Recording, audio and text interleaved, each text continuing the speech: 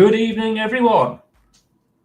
How is everybody doing on this dark, cold evening? I mean, it's a bit dark, isn't it? Just a little bit dark, yeah. Just a little bit sad. dark outside. Just a little bit dark. So, welcome everybody, and welcome to James from Great Western Railway. Say hello, James. Hi, James. Sorry, I just caught him like mid. I kind of want to It's like start waterboarding our hosts and co-hosts. I'll start the ventriloquism, shall I? And Max is here as well. So hello, Max. Hello, Max. That's the format now, isn't it? Anyway, yeah. It's too late. Too late. Move on. And Charlie, hello, mate. How are you? Oh, not too terrible. Had such a long day at work today, doing 3 parts of insert expletive squared. Before watershed. Yeah, I can get that in. Some formula.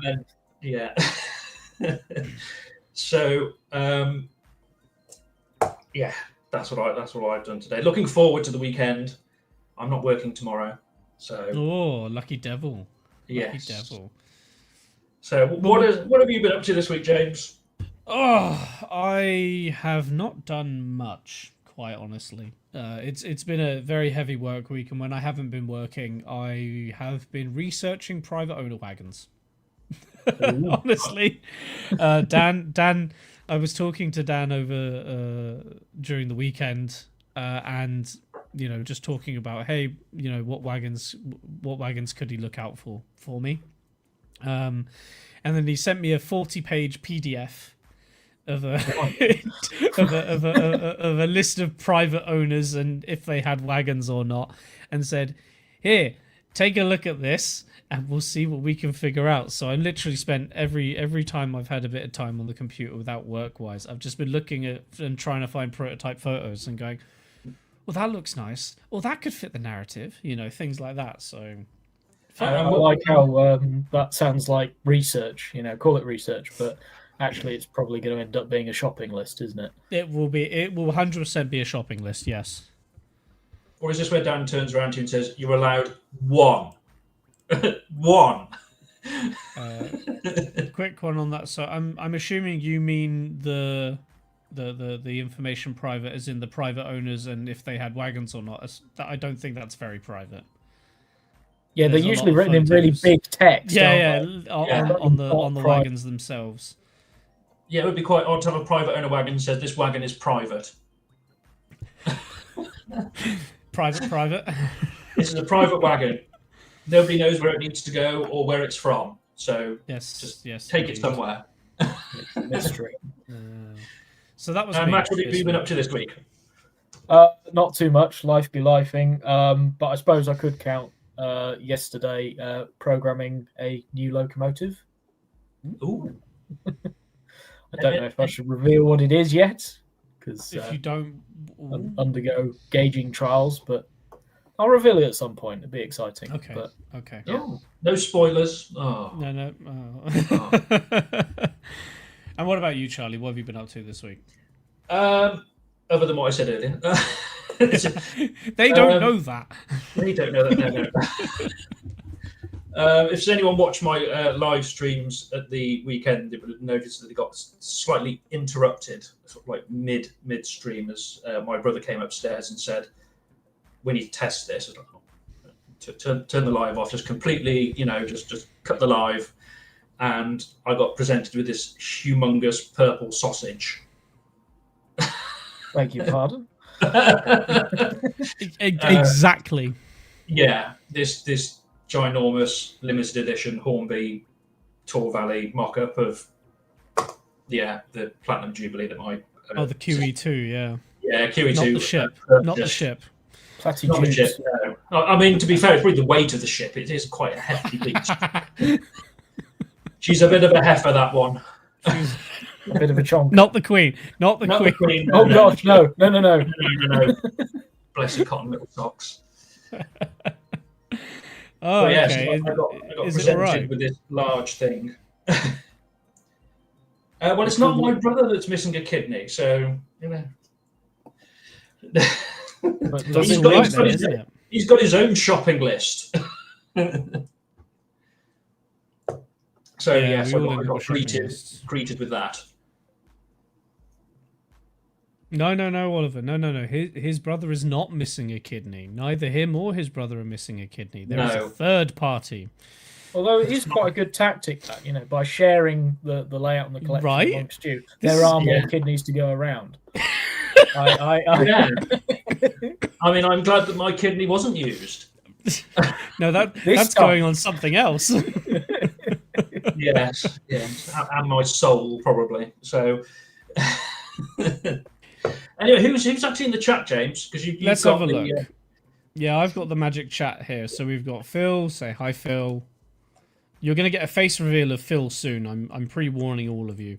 Yallet's in there. Way too early. No, never too early. Never too late. Charlie, you're there as well. Yeah, I'm there as well. I'm everywhere. He's everywhere. Yeah. He's everywhere. Zach's joined us as well. Welcome, Zach. Hello. Hello, Zach. Chris from Peachy's here. Hello, Peachy. We need to talk. We need to talk. Nothing bad, I promise. Bruce is in He's here in as trouble. well. He's very much in trouble. TT, anything trouble. TT, you're in Yeah. trouble. Oliver's here as well. Hello, Oliver. Welcome. 3B's here as well. We've got Rob's Rails is in as well. Red Ampton is here as well. Thank you very much, everybody, for joining us. King Ori is here as well. And look, the Slacker is here. Oh, yeah. Ah, yes. Come on. Now, his excuse, I need to tell all of you this, because we have a calendar. And his excuse in the calendar, he's blocked off the entire weekend, including today and tomorrow, because of the Slough show, which we'll mention later on. Well, Charlie is also going to the Slough show. Yeah, I did wonder this. I didn't And he's quite add here. so he's the one Wait, he's the one Rob, where's slacking your tonight. Yeah, where's your commitment, mate? Where's your commitment? I like his comment in the chat there. No thanks, Rob. I'd rather not. Yeah, no, pass. I'm good, mate. I'm good. Lukash is here as well. Welcome, Lukash. Lovely to see you, mate. What have you guys been up to, modelling wise? I'm talking to the chat here. While we get round to moving to our next section, just let us know what you guys have been up to, and before the news, we'll do a little bit of that as well. Sorry, Charlie. Carry on. So, moving on swiftly on. What are we drinking tonight, gentlemen? Max, we'll start with you. I'm on the Snowdonia of the Purple Moose. Ooh, beer this purple evening. moose. Are Yeah. you sure you haven't just disguised tea in there? I take some sort of special funnel to get it in, but no, it is A the Giesel? stuff. Well, you could have always done it in a pot and then poured it in, Yeah, Yeah, no. put it The in special thing with this is it's the old branding. They Oh. rebranded not too long ago, so yeah, That's now it's a collector's bit less item, is purple it? this time. Maybe. Maybe. He says drinking it. Well, this is what I'm thinking. Yeah, does it go down in value by the amount I drink? And No, it could be worse. what medicament have you got this evening, James? I'm on the lager tonight. So Lager light. I've got some Kozel. It's a local lager. It's quite nice. It's relatively cheap, and I needed a pick me up. I looked at the bot. I walked to the shop. I'm 5:30 your time. I finished my last meeting and went. I need something to drink. And I originally wanted to go and pick up a nice bottle of wine. Ooh. And I walked in and I looked at the wines and went, beer's over there. Too many trains, mate. To the beer. It must have been a really bad selection of wine.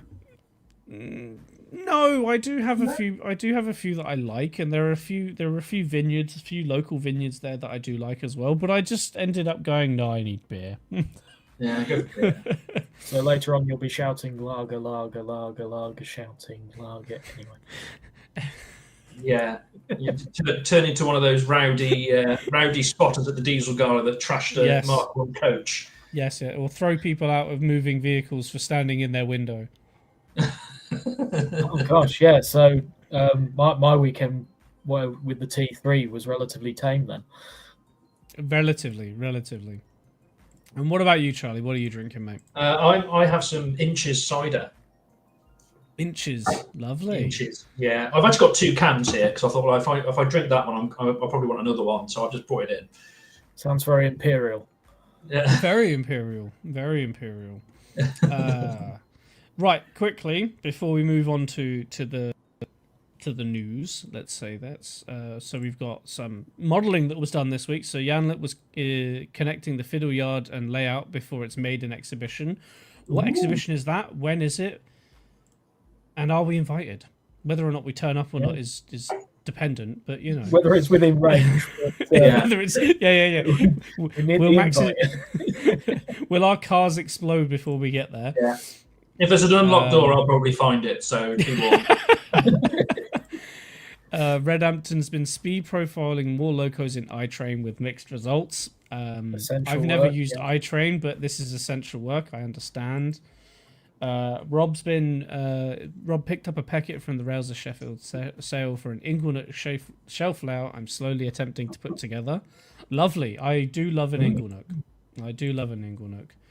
Lukash is trying to fix his Triang Nelly's brushes with electrical glue and organising a model railway show. Some of the profits will go to the Railway Museum. Lovely.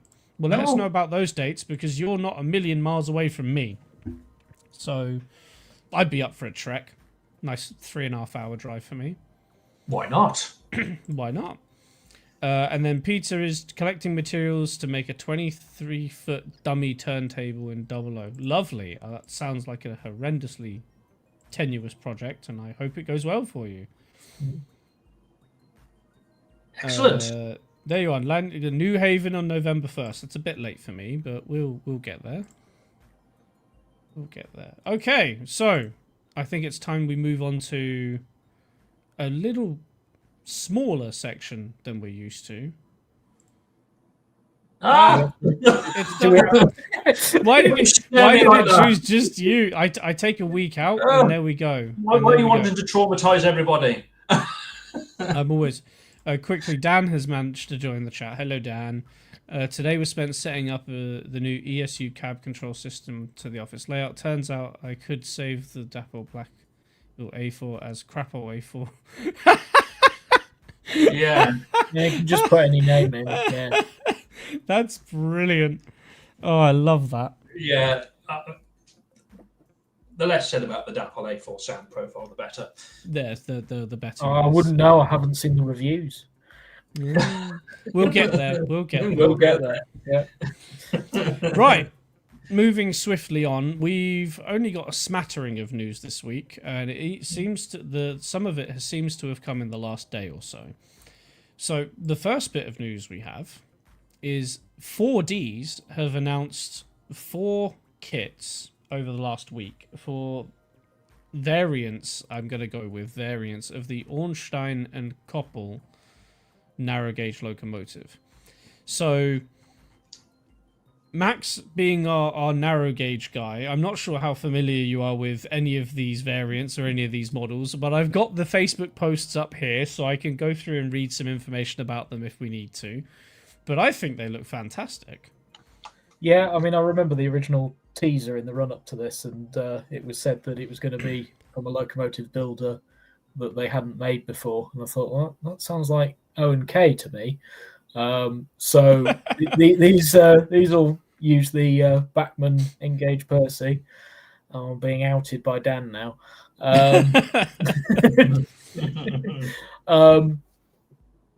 Yeah, so the Bachmann Engage Percy, because there's not many kits for those about, I gather. No. Not many. No. But seriously, it is a good chassis and runs really well. But also these feature the new Volschart's valve gear parts to do that. So originally added to the Bagnalls, now incorporated in these. Yeah, it looks fantastic. So they've got they mention it as snap-off valve chests, so you can add bits of detail on top of them, but also they have the additional bits to add on for the Volscharts, which looks fantastic. So I'm hoping they sell out well, and everything looks good for them. So we've got four types here. They're all going to be $34.99 for the body kit. So that's no chassis, just the body kit. We're probably going to be able to measure inflation with the N-Gauge Percy chassis at this rate because, you know, they're becoming hen's teeth. So we've got the original, one of the originals, Otto. So that's a 50 horsepower 040WT. So that's this red one down here.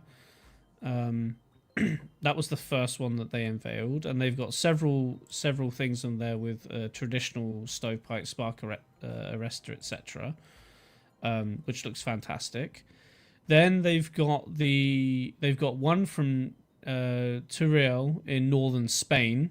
Two examples which are now in the UK. So you've got Montalban at the West Lanarkshire Railway and Utrillas at the Lancashire Mining Museum. So that's this black example up in the top left, which again, they look brilliant. Then the third example, the green one, is Andrew Barclay's attempt at doing something that came out looking rather like an O&K. So this was the E-Class from the RAF Construction Corps, represented by Manston, sorry. So that was when Mr. Bing was copying the homework. Yes, that was... Yeah. That was 1918. Andrew Barclay went, yeah, we'll do that. That nobody's done that before. We'll do that, and that's what we got. And then the last one is this really fetching baby Civic, the Darjeeling Himalayan Railway saddle tank, and it literally, like, they went, well, we like this, like they took the one with the side tanks. We like this, but it needs more, so we'll just put a sandbag on it. Dargification. Yeah. And I think Dan described this. Wasn't this described as it could barely haul its own weight? Or am I making that up? Was it 3 tons, half its own weight, or something? Yeah, exactly. So, I mean, but it looks fantastic, and for you 009 modelers, I think this is great. But good luck finding those chassis. So, will this lead to more Darjeeling rabbit warrens? Because, of course, it's a prototype source for spirals and zigzags. And this is true. Around it. This could be cool. Yeah, so Ori's Baby Civic was the size, but a nice one. Agreed. I think it was great. Some of these are probably going to become Hilton's favourite Scottish narrow gauge engine. Rest in peace, really? Backman's Percy. Okay. I thought that had already been done. I thought it had already been done. Evening, Stephen. I believe they're trying to bring Baby Civic back to Steam now. I've no idea. I don't follow the DJ. Sadly, my brain has just thought Baby Shark, but it's Baby Civic. Why did you do that? No. Well, because I felt the pain, so I had to share it. Thank you for sharing your pain. Yep. Let us know your thoughts in the Discord, and let's have a chat about these. Moving swiftly on, Accurascale today did a new product announcement for their Irish range. So they recently revealed their Hunslet their locomotives. And people have been asking apparently for stock to go behind them, so now they have the Mark IIs. They were built in Derby in 1970, and they were on the Belfast to Dublin route, and they were usually in consist with DL100s apparently. It's Irish. I don't know anything about Irish. I'm reading as the everyone email. Can tell, you are stupidly excited about these. I'm reading the email. I have to mention it because I got an email on it and it's news. I mean, the excitement is difficult to contain. I mean, I do think they look great, but it's like this is very niche modelling. And I understand that they have Irish based and they've started doing Irish stuff. They must have a decent enough, pool of people that are buying this stuff. So all power Well, to I them. suppose at least they're actually trying. And like, was it Bachmann did that Irish DMU set years ago, which didn't really do a lot for most people. It went the way of the dinosaur, yeah. Yeah. But also, isn't the thing about these that it's super narrow gauge? Because of course, Yes. 00 Yes, it is is too super narrow narrow for gauge. standard gauge, so it's definitely too narrow for broad gauge. Yeah, look what I've done. People seem to be catching on to the Scottish stuff. I mean, yes. But Yeah. this is So Irish. there we are. This is Irish. So there we are. So these will have these are written up as incredibly detailed. They have their signature interiors. They've got internal lighting, and also they have dummy driving trailers which are DCC ready. Didn't read any other additional information on what would be what it would mean if it's an actual driving trailer that is drivable because of push pull or whatever, but hopefully we'll get some more details on those. Yeah. Yeah, I don't know if this is going to have a motor or whatever in it, because it's written as a DCC ready driving trailer. I'm guessing no that just means mention. cab, a steer wagon. So Yeah, that's exactly what I'm thinking. And then it just has lots of lights on it. Yeah, Practically the same as Bachmann's one. That's the term, push pull. Yeah, as Bruce says, so they were push pull sets. So, but then this is what I don't understand. So the coaches themselves, the bog standard coaches, are $74.95.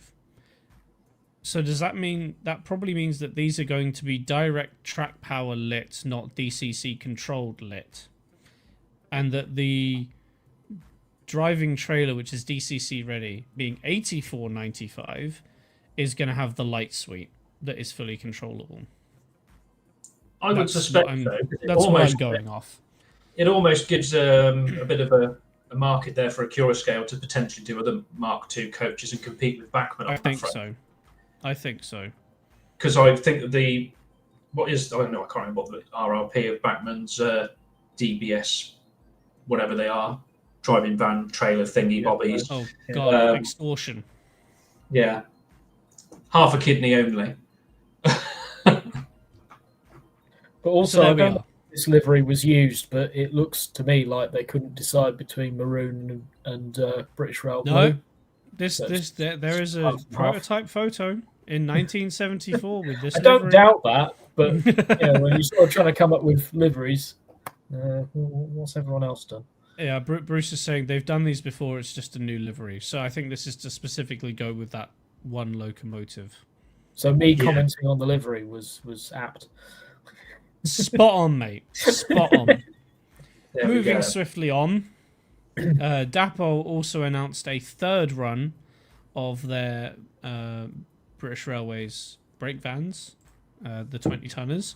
They have announced that they will be 12 versions in total. So you've got bauxite grey, rail freight red and grey, rail freight grey black, and S&T red and yellow, bauxite with some yellow as well. So plenty of stuff going there, plenty of new numbers. $95.99 recommended retail price. Of course, your usual discounts apply. If you need more brake vans, there's more Dapo brake vans. Not really much else to go on there. They look great. For all those brake van rides. Never been on one, actually. I need to sort one of those out. You do. Somebody sort me out a brake van ride. I think I've only done 2. Where did you do that? That was last year. Aha. That was quite something. Different experience. And then the last bit of news, which I believe popped up today. I mean, it's an update, but it's not the update we wanted. No? You know, I mean, it is, but it isn't. I don't know. So this is the Vale of Rydal 009 tank that is coming from Model Rail, but is actually being produced by Revolution Trains. There is an article in Model Rail Mag. I'm assuming it's Model Rail Magazine. Where they've talked about some of the stuff going on and some of the compromises that they've had to make because of the size, but they've compensated for that by producing lots of liveries. So we're getting numbers 7, 8, and 9 with 3 liveries each to cover any era that you would want to cover it. And then 12, 13 with shirt button, which I really like these. I think the livery the artworks look really good. There's still no word on pricing yet, but they say that will be coming soon. That's going to be the big kicker. I still think they're going to sell well. My wallet is crying already. Well, these look so livery options look ideal for Great Western enthusiasts because you've got GWR, Great Western, and shirt button. So as I said, my wallet is crying. Yep. Look forward to all of them. Look forward to the layout. Yeah. So do I. So these are coming in Q4 next year. That's when the timeline they have given. So shall we say Q1 27 to be safe, or do we think they're going to make it? Got time to conserve a few tiers for the early 2027, I think. That's the way to look at it. Q3. So there you are, Q3. So there you go. I think Q4 then. Oh, practically next week then. In comparison. Practically next week. Oliver says, I reckon they'll announce the prices at their gala this weekend when 7, 8, and 9 are in service together. They seem to have been leading up to something. The team over at the VOR. They seem to have been leading up to something. They've been taking sneak peek snippets of their Blue BR logo in its livery, which looks brilliant. But I have a feeling that something's going to drop there. So I'm really looking forward to these. Does make me wonder how many people are going to buy these to use it as the current day examples, whereas these are vacuum brake fitted and things. So yeah, but yeah, it's all fun. It's all fun and games until it drops off. What, the motion? Oh no, that's the Manning Wardle. Well, I know it is their Steam Festival. I know it is. So there's that. I think a lot of people are looking forward to this. Me especially. I've jumped 2 slides ahead there. Oops, he says oops. So, quickly, I wanted to brush up on something that popped up on radar last week. And I've prepped Charlie for this, but I haven't prepped Max for this. I have to remove that, apparently. There we go. So live reaction. This yes. is a live reaction. So, it's a water wheel. For those of you that haven't seen, there is this company called the Colf Rail Company. And they popped up on radar, I think, a few weeks back, but they've started to get into conversation in the last week or so. Because they've come up with this... I think the bit that I can't even get. Yeah, the website is a challenge. There we are.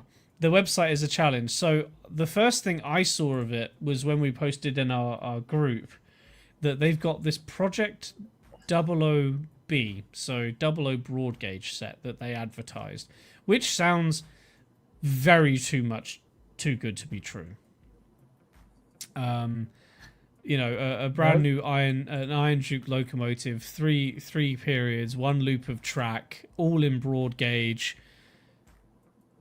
320 quid, and they need 1,500 people on a wait list. This is sound fitted,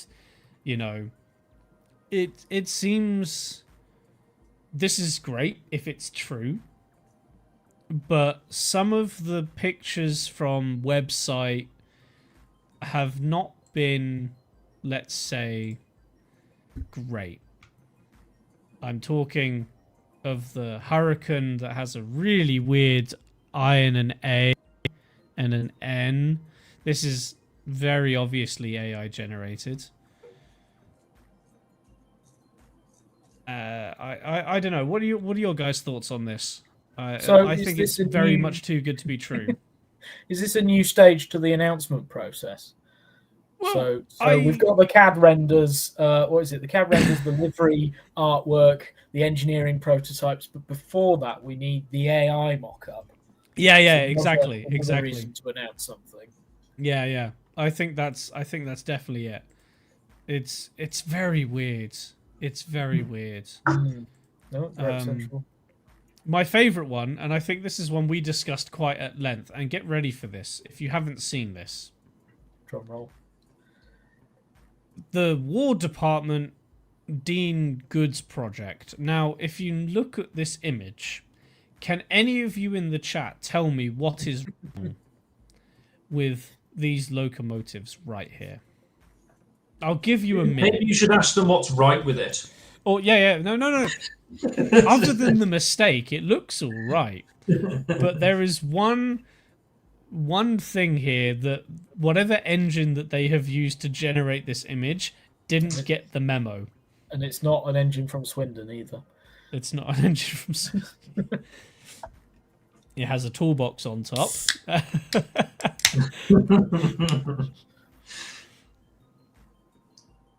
Any takers? We've got a little countdown clock now. See if anyone gets it. 30 seconds. I'm just going to pour my beer. When I finish pouring my beer, there you are. The countdown music is playing. Look at the top of the axles. And then look at the bottom of the axles. And there's your connecting rod. I wonder if that's the equivalent of the police car clamping a steam locomotive. You can't park here, mate. We're clamping you. The rods just look weird. I mean, yeah, it's. I don't know. I think it's way too good to be true. But apparently they are signed in on the guest list. I'm going to remove this from the screen now. They are signed in on the guest list for the new Wall-E at the NEC. Warnerly. Or Warnerly, yeah. So they're actually written up as being at an exhibition. The show formerly known as Wall-E. Yeah. Yes. Yes. That's how they have to market it now. That's it. Yeah. You've taken the slot. You're the show that was formerly known as Wall-E. It's fine. Yes. So let us know what you think about that in the chat, in the Discord. But personally, I think it's too good to be true, and I really hope people aren't pledging money to it without actually seeing some sort of physical stuff. Actually, if you read the text, it says about money up front and all that sort of thing. And yeah, sus. That's usually the cap for me. So be warned, but let us know your thoughts. It reeks of also DJM sad and that, KRM. Well, this is it. It's a bit sad because it's kind of making a mockery of the people that do actually use the pre-order model. And yeah, and I think that's exactly it. I think they've seen that. I mean, I'm hoping it's not the case, and I'm making assumptions here, but I think the assumption here is that people pre-order when they see stuff, and whoever has this, if it is legit, is hoping to get that. If it's not legit, it's the same reasoning. They're hoping to get that backing, and then we've seen it before, which is sad to say. So keep an eye out. Let's maybe these will be in the news in a few weeks' time, and we'll be able to comment on it. But yeah, don't plan your broad gauge layout just yet. Don't plan your broad gauge layout just yet, Daniel. Right. I'm going to steal the show for another few moments, or at least I'm going to hand it over to you, Charlie, because we're going to do something we have not done before. One of us was at a show 2 weekends ago. We're going to try and do this every time one of us is at a show the weekend before. We're going to try and do a little recap on the stream, just to get some personal on the ground, thoughts and feelings as to the show. So, Charlie, where were you not last weekend, weekend before? Weekend before. Well, I was planning to do an Instagram live, but unfortunately my sister-in-law became extremely ill and contagious with, I don't know, COVID or something. Basically, it was like a no-go area, literally So it's like, oh, I need something to do. So Wally at Statfold came up on my list. I was like, ooh. And I decided at about 10 o'clock in the morning that it'd be a good idea to drive up there, which is about an hour and a half to drive, I think. So it wasn't a huge amount of distance. And decided to take myself up there and have a look. Lovely. No idea what I was looking at. Just thought, no, let's go. Let's go. See what's there. And as the title says, there was a lovely layout there, which is my absolute favourite, because it's called Charlieville. Charlieville. I thought that was great. Yeah, it's just like, oh, look at this. Yeah, here we are. I think the highlight for me as I arrived was I don't know if anybody is familiar with Statfold or not, but as you approach the car park, there's a level crossing, and I was following. I have no idea who it was in the car, and they decided to stop on the level crossing, even though there was an attendant there sort of barking orders at them to say, get off the level crossing now. Signs everywhere to say keep the crossing clear. And what do? They wind the window down to go and talk to the attendant, even though the attendant is literally shouting at them to move off the level crossing. They had one job. Drama. Yeah. Get off the crossing. Wait, what? I can't hear you. I can't hear you. I'm on the crossing. Not here. So that was quite something. So partway through the show, I actually saw the Backman stand, and I thought it'd be quite appropriate to actually get some photographs of some of the locos they had on display, and there was some NG7 stuff. So I thought I'll photograph that, because I know Rob needs his fix of NG7 somehow. So I can just sort of torture him with that. Saw the 8F, which I think my brother is going to pre-order. Does look good. No prizes as to which one he's going to go for. That one. And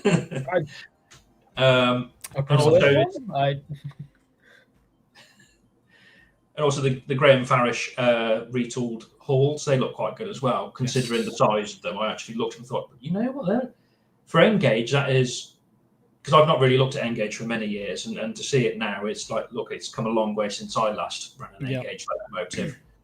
So seeing that stand was really good. And also there's something that you had on the stand which I really liked, was a suggestion.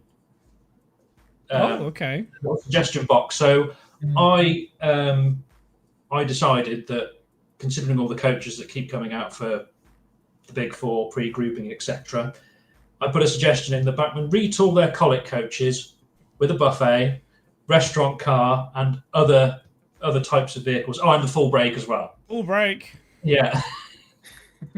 Gotta have a full brake. Yeah, I didn't bother asking for that hill. locomotives. No, I just wanted some newly tooled colic coaches. That'd be nice. Thank you very much. Yes, they'll please. appear in N scale. Go with the hall. You're welcome. N scalers, you're welcome. No, I really like the look of the 8F and the hall. The NG7 stuff is Alice. Is Alice?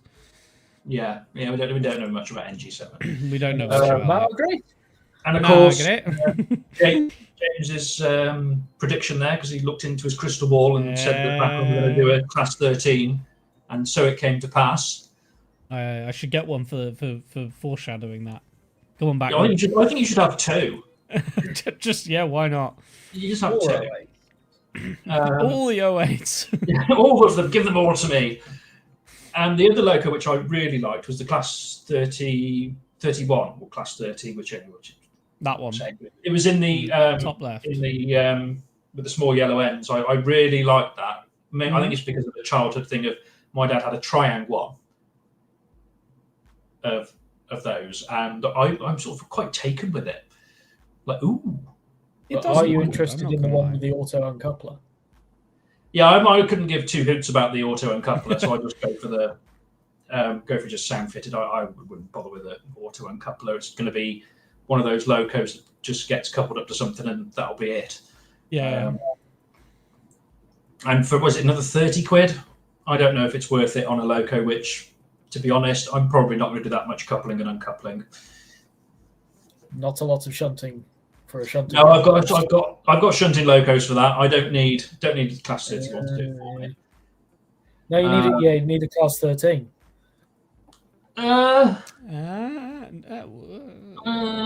I'm No. It's all right. He's got siblings for that. Yeah, they can sell a Some kidney. siblings for that. Yeah. You'll need it.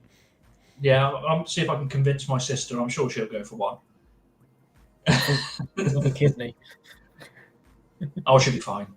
And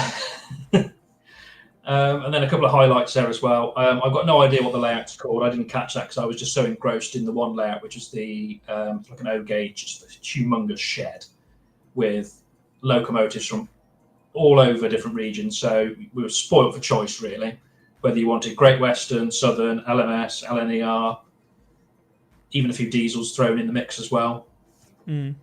And the one loco that really caught my eye, and I was literally like, ooh, was the Great Western Castle. It just looked absolutely stunning. Okay, I could get down with that layout for about 30 minutes, just going up and that. down photographs. And also the bit that I found quite amusing was they tried to put an A2 on the turntable, but it was too big. Brilliant. How long did it take them before they realised? They were just like, no, it needs to go back. They do that thing. Yeah, we're going the other goes a bit forward. We want it to go there, but we're not going to tell you that we didn't want it to go there and not realise that it's not big enough to turn. We're going to go and do something else for a few minutes, and then we'll distract you with that, and then move it off the turntable. Oh yeah, look over there, and it's just move the engine off, and then suddenly it just disappears. Yeah. I picked out these photos because of course I'm Western biased, but that crane looks glorious. That crane was absolutely fantastic. But that 1500 is really nicely weathered. Yes. It looks really nice. I do like a 1500. As many people that follow me know. To have one in O gauge as well. I think in O gauge it would be nice. Yeah, I'm sure the 001 I'm hearing some horror stories. Yeah, well, yeah. There's a few horror stories. I mean, the first one I had that was that. Well, I say it blew a gasket. It just like it swallowed helium. It floated away.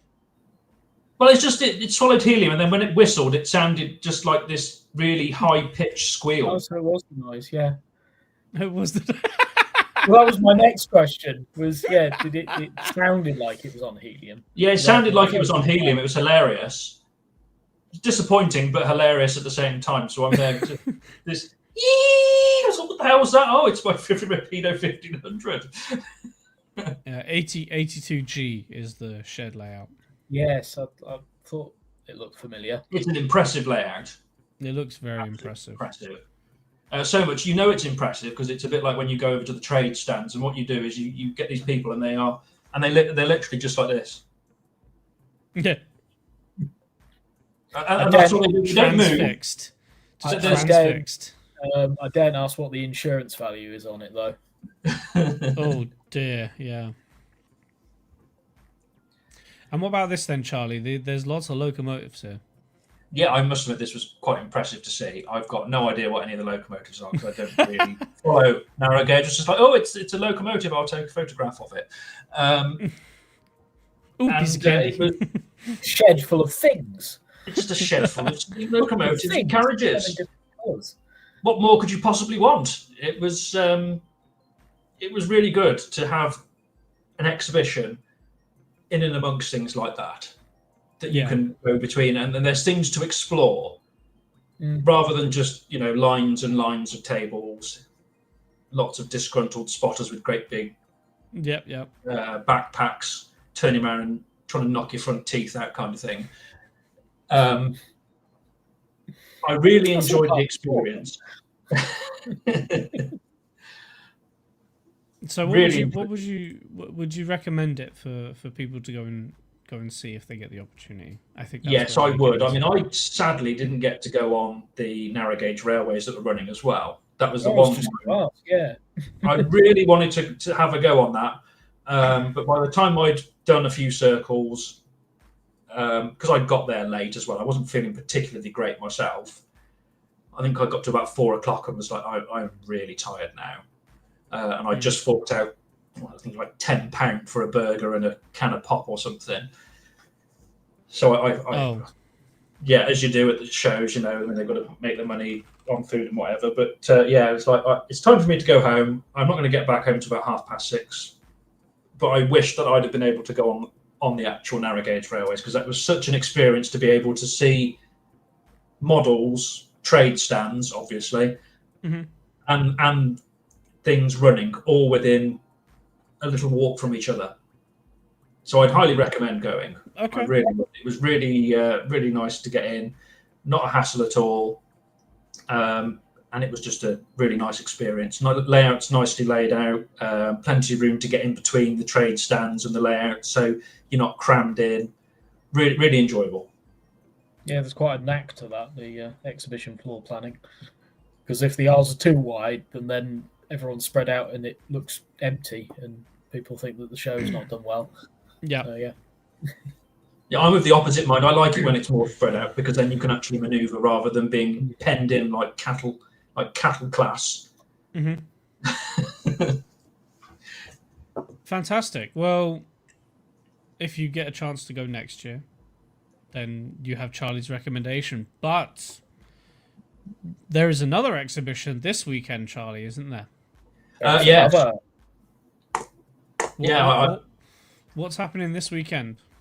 I'm going to Slough to play trains. You're going to Slough to play trains. Yeah, so this is something that we've had advertised for quite a while, but it's happening this weekend finally. So if you look back to, oh god, it's got to be 10 episodes ago now, we had Matt from Matt's Maritime and Rail joining us, and he is leading the charge on this year's Slough Model Railway exhibition.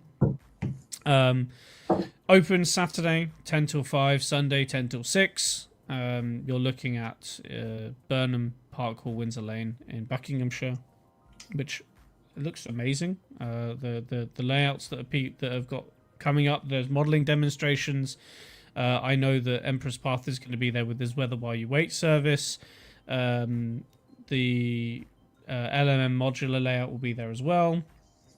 And also, the Wizard of Morewood is debuting his layout Morewood at the show as well. So go along and slap him on the back for me. Not harshly, in a good as way. as a well done, please. So this is from James. I'll stand down then. I'll stand down. No, Charlie, you can walk up behind him and tap him around the back of the head, and everybody else can give him a pat on the back. And record it so we all get to see. Exactly. So I think this is going to be great. I think we've had some private conversations with Matt and a few of the other people that are involved with it, and it looks really good. I looked at the ones that they did. They did one 2 years ago as well.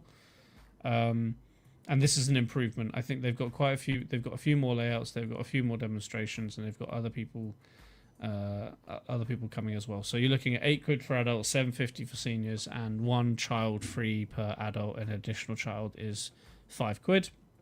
That's how I got in. See, because I'm going with Rob, and I'm a child. You're going with Rob, and you're a child, are you? Yeah. Oh, not the other way around. No. Not the other way around. Now, Charlie, is it fair to say that we are going to try and do some documentation on this weekend? I think the documentation of videos. A full that's the idea. essay write-up, yeah? Yeah, complete full essay. No, we're going to try and 5,000 word debrief, yeah? Yes, exactly. We want a massive essay. We want an absolute massive essay next weekend. Next week on stream, we want you to present it. We're not going to do anything fun. We're going to have a university lecture. And the chat gets to mark it.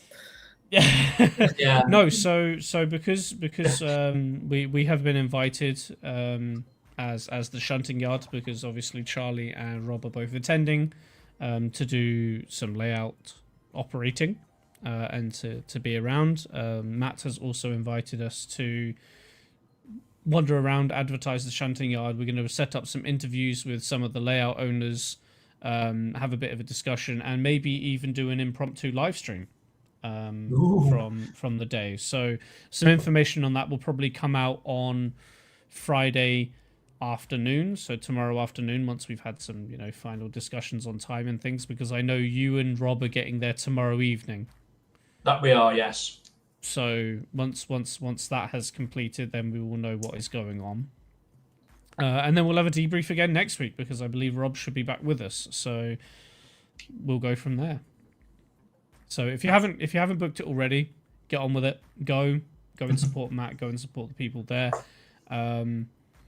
Yeah, looking forward to seeing what's going on. Absolutely. Right, I've talked enough. Charlie, this is your show. We're getting on to the main event. It's 10 to 9. Crikey. I guess it's fine. Did you plan this? Because there's not a lot of non-watershed content you can have. Comments. No. All of the next bit needs to be after the watershed. Yeah. Well, the next bit probably does need to be after the watershed. Yeah. So we've got round to the topic of this evening's live stream, which is online reviews, and should you listen to them? No. So as a top level discussion, before we go into it in any more detail, what I want to say is that this is not a live stream for us bashing other channels, other people. We're all bigger than that, and we don't need to do it here. You can criticize what they do, but we don't want to criticize them by name, and whether you agree or disagree with them, or you've got some sort of rivet counter-ish issue with them. As far as I can see, over it. That's assessing the format rather than the creators. Yeah. So yes, exactly. If you've got a personal beef with a reviewer, I'm not bothered. You can scourge the internet. You can scour the internet for all that. We're not here to do that. What we're interested in is what matters to you when you're watching a review, and do people online meet that? Love this. Straight to the point. Yeah. Straight to the point. Love it. Although to truly know for sure is the expensive option. Well, yes, this is true. No, I think this is something we've discussed internally as well. This is something that obviously we have our own opinions on, and we thought this would genuinely be something that the community would be good at bringing to light. So, Charlie, what did we do this week? What did you set up this week for us to be able to go through and have this discussion? This week, rather than us just banding opinions about, and it's like, well, I think this and I think that. Well, we thought, why not get the followers involved? Why not let's get some votes in. Let's run a few ballots and polls and see what people think. Careful, that reminded me of something else. It doesn't always go well when you have a vote. It's time for pain at the polls. And it was I was quite pleased that of the people that viewed the polls, 50% took part. So thank you very much. And tried to run a few just from generic questions relating to reviews, and then also follower suggested polls, which went down oddly, not how I wanted it to. Lots of suggestions for other streams, but that's how it goes. But there was a two in there which I picked out, which I thought were relatable to this topic. So shall we have a look at these polls? Just a quick one here. So Chris has said something that I think also resonates with my own thoughts and feelings on this. So of course he said, grow a pair and make up your own mind. But also retailers have returns policy. There's consumer rights. If you buy it and don't like it, send it back and just pay for the postage. And I think this is because I wouldn't want to waste retailers' time in that sort of thing. Sometimes. I sort of agree.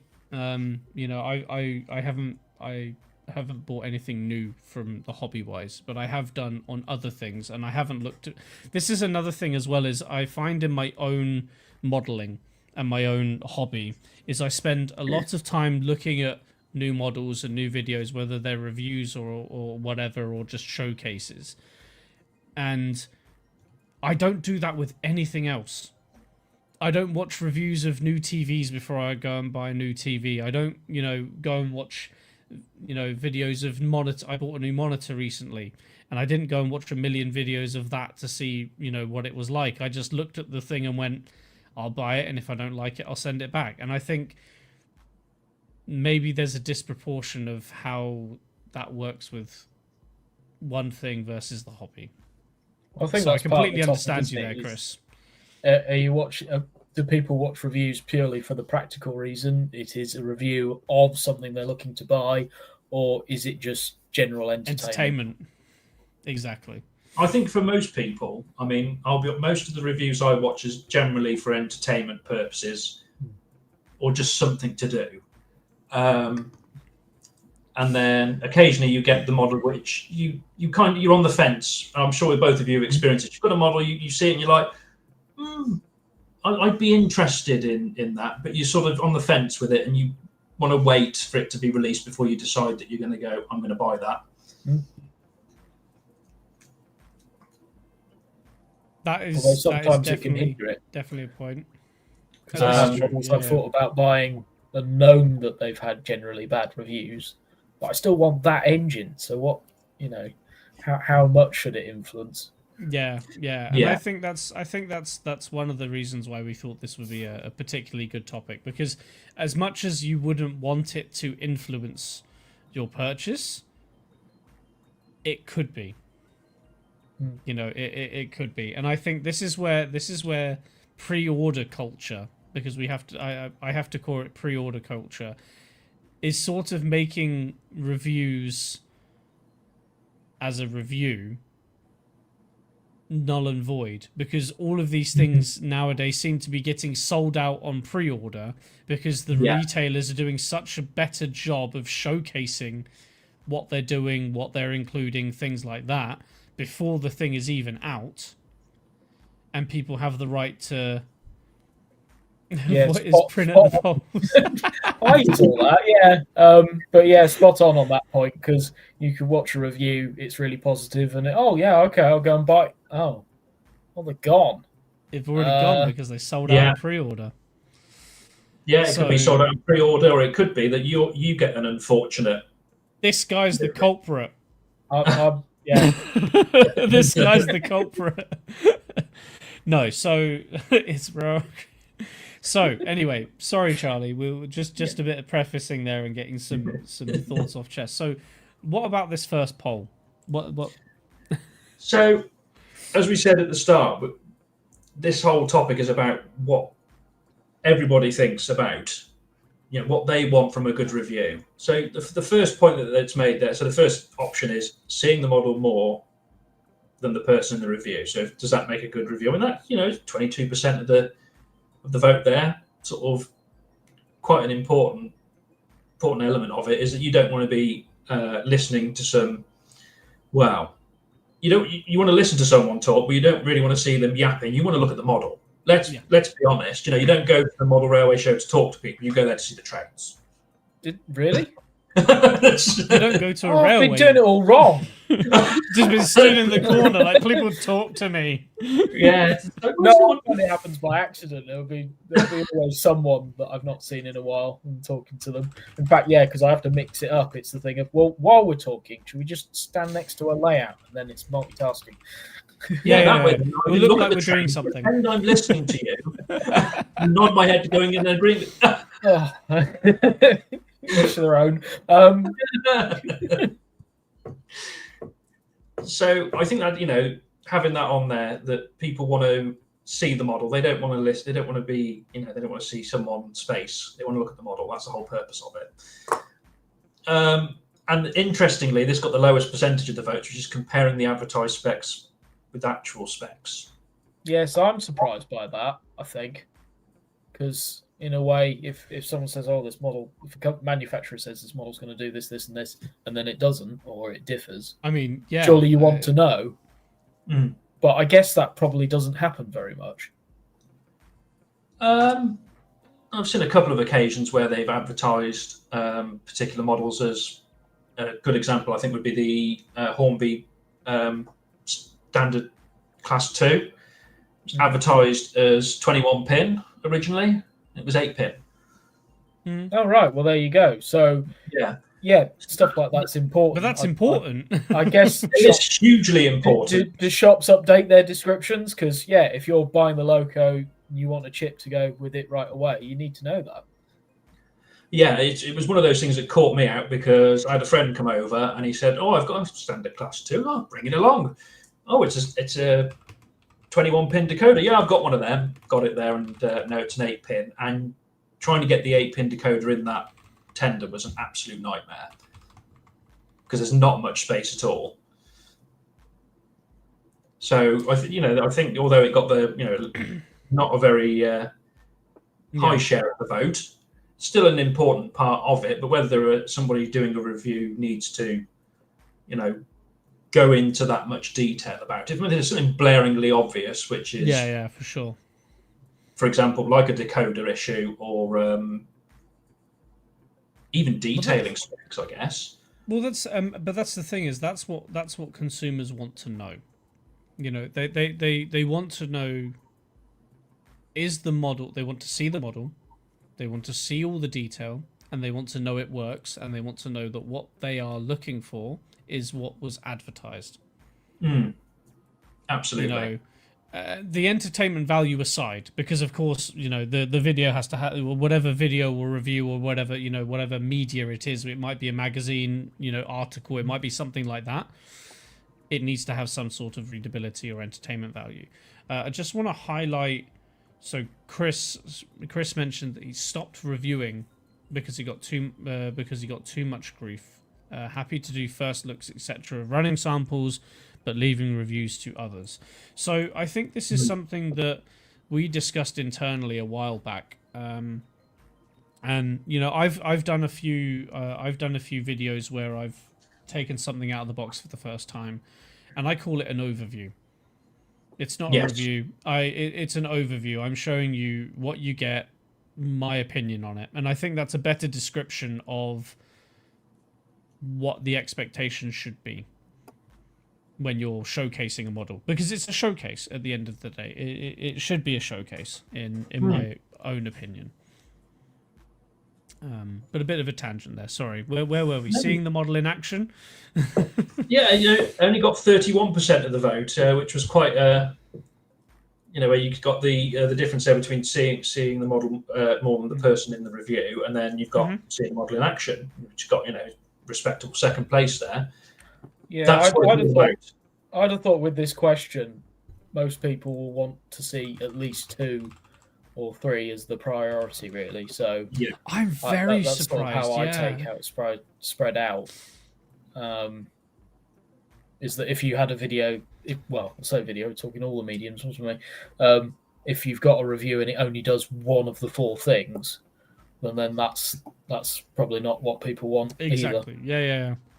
I think that is the downside of a written article, which, to be honest, I mean, I can speak for myself here, and I'm sure I can speak for most people that use Instagram and other social media platforms, is we've got the attention span of a goldfish now.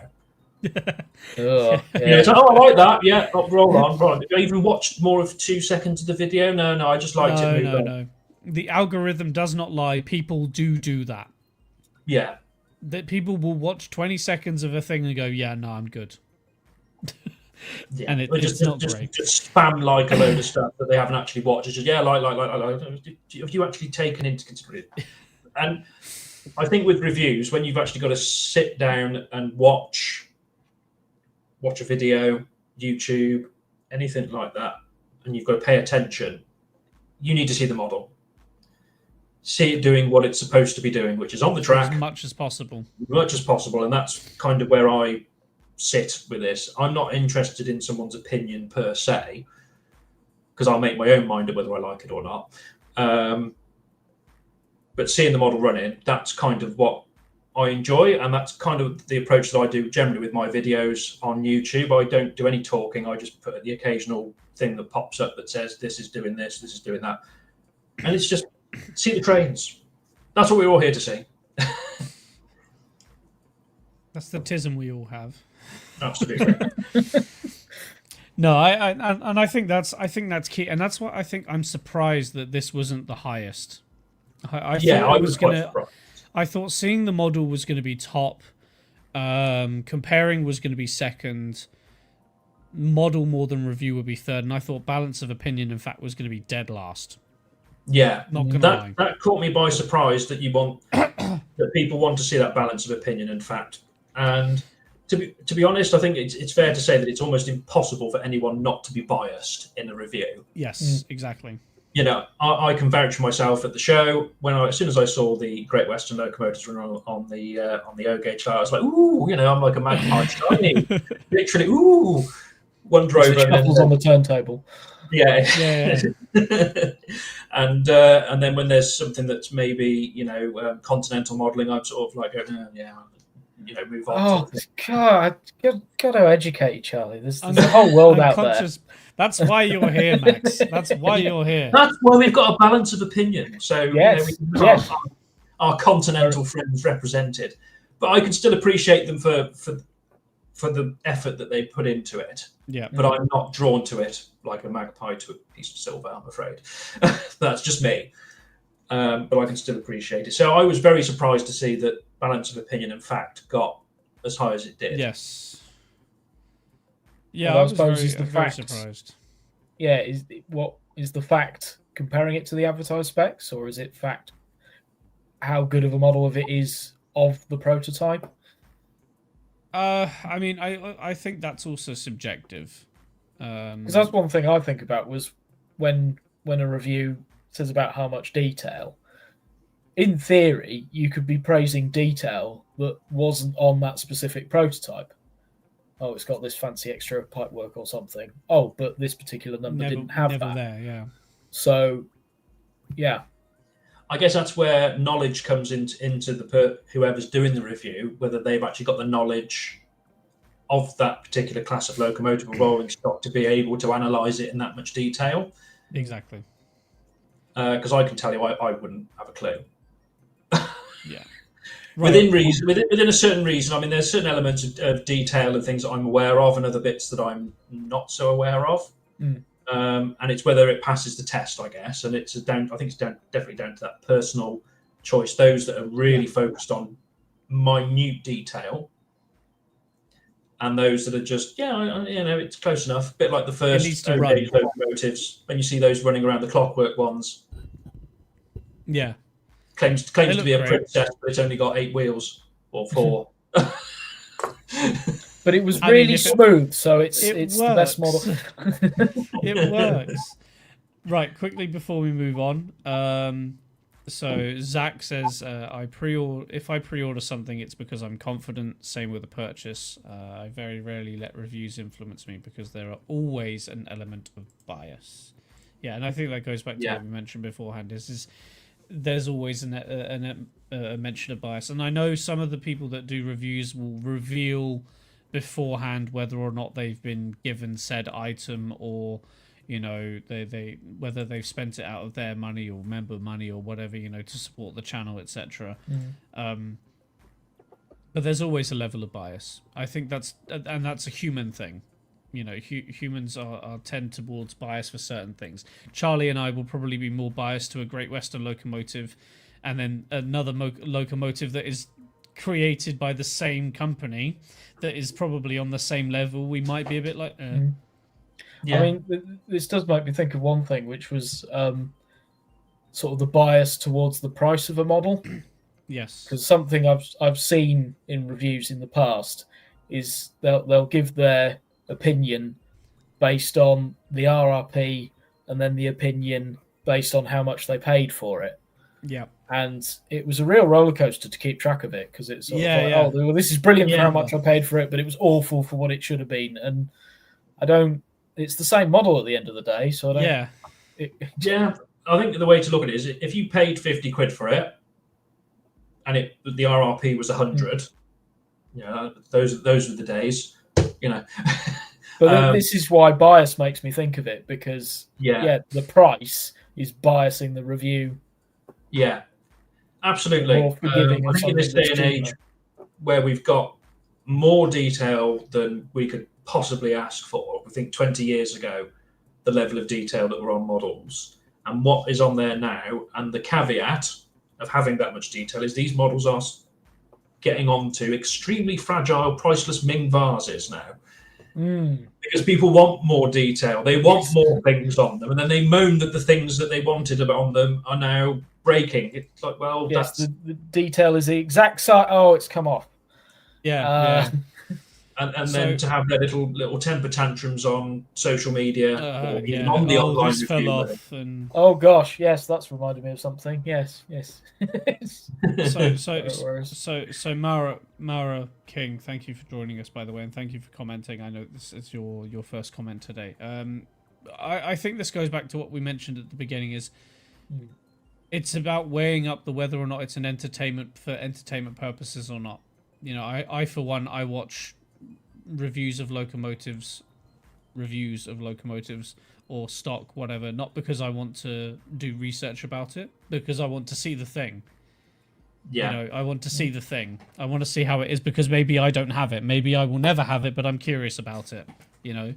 And I think we mentioned also that pre-orders selling out are kind of making them null and void.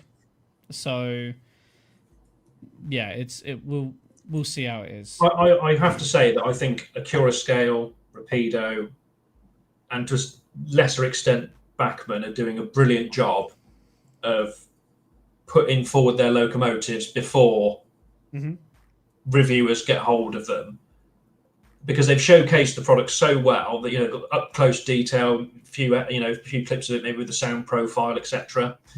And they do a good job of showcasing their models before they get to people that want to do online reviews, etc. And I think that gives people confidence as well into pre-ordering them.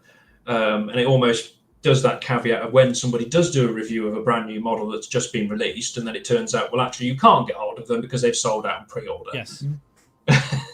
So I suppose because we're aware of bias influencing reviewers, independent reviewers, then we don't see it as that different when a manufacturer puts their best examples forward. Well, I mean, to show but that's their job, right? Yeah. Their job is to provide the best of their range. They would have done some QA to figure out, you know, what their peak model is. Not all of them. Well, I think there are a couple of exceptions which we won't name, but I looked at them. It's like that bit's fallen off. Like yes, I probably shouldn't say, but yes, I made a comment on a video once pointing out that, and then it disappeared. So strange. No. Anyway, moving swiftly on. We've got 6 of these to get through. 6 of these to get through. We're doing all right, I suppose. But anyway, yeah. So now that we've gone on about what we want from a review, what is it that we don't want from a review? And this was quite an interesting poll to do. And I wasn't surprised with which one came out on top, I'll be honest. But we'll go. We'll start at the top. Clickbait title. That's something that does my personally. I find it annoying that they work. Well, this is the problem. Is that I think unfortunately they're needed for people because the algorithm demands it. And if you want to get if these people are making their living off these types of videos, they've got no choice. Well, this ties into what I was thinking about too much waffle.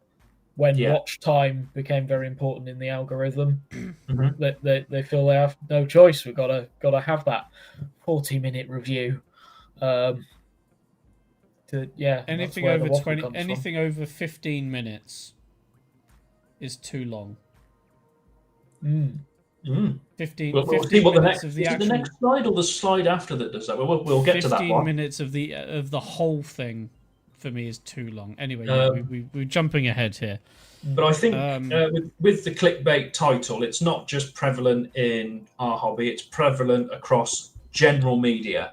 I mean, how many times have you seen a little pop-up on your on a news channel that says so and so's been replaced on breakfast TV, and it turns out they haven't been replaced. Hate that. They've not been replaced. It's just they're on their holiday. They've not been replaced. They're just standing in. But they use the word replaced because it makes it look as if they've been fired. Oh, it's like the XX TV star from TV no, it's star from this show has died, and you're like, it's an extra that was in one episode at the very beginning for 2 seconds, like that nobody knew. that nobody knows who they are. It's like, And the actor's fine. It was just the character. Yeah. I don't mind if they are clever or funny, but yes, I hate that this. Yeah, and I think this comes to the second. We'll jump through too much waffle because I think that's pretty self-explanatory. Yeah, that nothing worse than watching a worse. review and it's like, look, if you want me to go show to me sleep, the damn thing. just show me the damn thing. Shut the fuck up and get it out of the box. It took an hour and 15 minutes. I don't want to know. I don't want to know what box it's coming. I'm well aware of what a Bachmann logo comes in. I'm well aware. This is why I was being devil's advocate and saying about the watch time point, because I'm sure that's where it's coming from. Why are we wasting our time looking at a box? Get it out. Get on the track now. Literally. Actually, that's an idea. Yeah, to increase the video, how far can they go back? So at the moment, it's opening the box. No. We want to see them buy it. We want to see order. I want you to. We want to see them find the advert in the magazine and go. We want their credit card details. No. I want to see them go back to Christmas when they were 5 years old, circling the Argos catalogue. Yeah. No, just me. No, I think the Chris's point here goes straight to the complaining, also going to complaining and bashing a manufacturer, and I am not surprised this came out on top. I hate it. I can understand. I think it's right to call out if you got a model that might have been a bit iffy, but send the damn thing back. Yes. If you don't like it, send the damn thing back and get another one, and then finish your review with your updated model and say the customer service was good or whatever, do a whole experience kind of thing. Yeah. Because that's what people will be interested in. Yeah. At least that's what I'm interested in. If you've got a crap model, I want to know how you handled it, and I want to know, did you get something back? Did you have a bad experience with the manufacturer? Did they tell you to go fuck yourself? Like, that's the thing, isn't it? It's consumer information, Absolutely. If you get a duff model, I personally don't see the point in reviewing a duff model. If it's come and there's a quality issue with it, like the chimney's fallen off, something's fallen off, it's damaged, it's not as it should be from the factory. So there's something that's gone wrong beyond the model itself. It's an actual transit damage, whether it's a QA issue because they've not put the right packaging in there. That's something that I guess you could pick up on. But bashing the manufacturer in a way that is derogatory, condescending, it's just not needed. We can all do that amongst ourselves and share our opinions privately, as most people do. But I don't see the point in doing a public bashing of even if, and it's a personal attack as well. Single somebody out, which I don't like that either. I think it's an interesting insight into what railway modelling is for people, because I would have thought that you want to buy this model because you want a model of that locomotive, regardless of who's made it. Yes. Whereas now there's times this manufacturer's made something new and I've bought it and this is the review. Sort of tying things more to the manufacturers and the standards, as it were, the bar on how good something should be. Is tied to the manufacturer rather than it is as a model of a prototype. And I think also this goes back to the discussion we had, I want to say not last week, the week before, around World Mental Health. These manufacturers are people too. Surprising, they put their heart and soul into this stuff. Yeah, they're not robots. And a lot of the people that make the decisions of the models that are being created have no physical hand in the models that are actually being made and sent to them. They can't check every single damn thing before it gets sent out. Trust me, I have done that. It is exhausting, and I wish it upon no one. Yeah, as they say, if anybody is from a manufacturing background and you get asked the question, what's 100% quality? It's about 86%. Yeah. In reality, someone says, what's 100% quality? It's about 86%. Yeah. At its best. And that's providing that the person is well rested, it's not a repetitive job. And if you've got hundreds, maybe thousands of locomotives to check, you're going to do spot checks. You're just going to pick one in every 50, one in every 80, one in every 100. You're not going to because the more you handle anything, the more likely it is to be damaged. Mm-hmm. So if you've got a manufacturing process and you've got some grubby little tart bloody finger in your locomotive, you ain't going to be overly happy about it. You want to come off a production line and you want it to be, in good order. You don't want someone to get a model out of a box and see it's got grubby paw prints all over it. No, you don't want that, and I think people would cotton onto that, and there would be issues, And I don't think I'd like that either. But hey, I think I think also quickly here is quality control is something repeatedly because the quality goes up and down more times than a submarine's periscope. That's not. I mean. This is another thing with the reviews. This is opinion. This is also this is opinion. So that's definitely opinion, but I suppose I could point out that when you're making model trains, it's new every time. There is something about it, be it a wheel arrangement you've not made before or a livery colour. There is always going to be something that's not been tried before. And you're going to have I think this is definitely where Rapido and Acura Scale are leading the charge on that. They're doing something different. It's not a rinse repeat process that they're doing. And no, I agree. And with we've mentioned packaging and things. Packaging needs to be substantial enough that it's going to protect the model. A lot of people complain about the size of a box. So I'd rather the box be that size.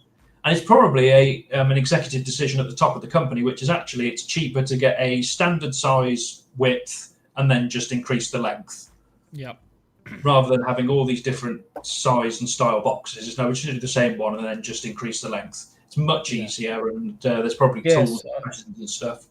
I've not looked into it, but I'm sure there's a secret standard unit of measurements for boxes. Yes, there is. Because you measure the box and it doesn't come out as anything round or whatever, but I noticed it was the ON30 rolling stock boxes, and I could fit exactly 30 of them in my IKEA furniture unit. It's like there's standard measurements. Almost like they planned it, Max. Well, yeah, they knew that IKEA customers wanted to model in ON30 and design it. Any other scale, any other furniture, it wouldn't work. But that combination. Yeah, there'll be box sizes that are standard. There'll be there's standard pallet size. You've got UK standard and you've got Euro standard pallet sizes. So they'll be designed to fit around that to maximise and protection. And there's also then a lot of these things people go on about the environment as well. There'll be all that because then you're not having to fill it full of flow pack. Although I really do like to joke that Acura Scale are going to do S gauge. I mean, their packaging is set up for it. Yeah, it's set up for it. Future-proofing. Right, hang on. Before we jump on and before we tangent too much, this last one here, I am very glad that this came last because it's one thing I hate. Yeah, is putting ratings on a model. The metrics. Like. I give this a number out of what number. Your opinion is based. Your opinion deserves this as a number out of a number. I give this for your specific model 3 out of 12. And I I usually switch off by that point. I'm not gonna lie. I usually get to just before that point where whoever is doing it is wrapping up, and I know that this thing is coming up, and I go, okay, I've done what I need to. Next video. Yes. It does make me wonder if your purchases were purely based on those ratings, what would your layout look like? My layout would be full of nothing. Because it'd be too expensive. Then you wouldn't be able to stick to any one company, prototype-wise. You wouldn't be able to model any one railway. No, I've only got the best, and I have loads more locos than I do wagons to pull. Yes. Yeah. Because they were more complicated, so they got higher ratings. So, the all-important question. Yes. So, the optimum review time. So, James, you said 15 minutes was your... I'm now going to look at my own... now going to look at my own videos. and He's going to practice what he preaches. I'm going to call pot kettle black. Yeah, but remember, yours aren't review videos; they're overviews. They're overviews. They're different. Yeah. Let's see. I mean, I think the results perfectly sum up. 15. Yeah, I was torn straight down the middle. Sort of, 15, 16 minutes dead. Yeah. 15 to 20. I have. Yeah. Mostly under 15. So you are catering for 33% of the people. That's pretty good going. 33% of the population. You're welcome, people. So it's an interesting split here. That there's the 20+ minute crowd sitting at a meager 9%. Maybe they want feature films. They Yeah. want the sequel. They want Or a TV series. Yeah. With 7 seasons. And a Christmas special. Yeah. I want to know what it's like 6 months down the line. This is 100% true, by the way. Yeah. I want the overview, and I want to know what it's like 6 months down the line after you've run it for 100 hours. Is it still going? How many times have you had to take it apart? Did you have to send it back? That's the stuff I want to know as a consumer. Reminds me of those property programs. Oh, what was it called? Location. Location. Locomotive, Under the Hammer. Yeah, Homes Under the Hammer. Engines under the hammer. Let's check in with our privileged pricks in their £5 million mansion and see how they're getting on. Bought a hush hush last week. Models pre-grouping near a Great Western. Yeah. How's over budget, and the layout is over budget and overrunning to time. But they've got to get a move on because there's a baby on the way. In the form of a baby Deltic.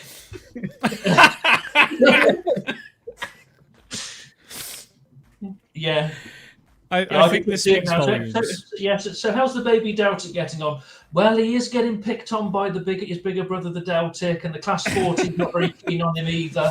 Having to separate them out because they're not getting on, and the Western region sort of creeping in a little bit, and there's a bit of fisticuffs going on, so we're going to have to separate them. The chaos ensues.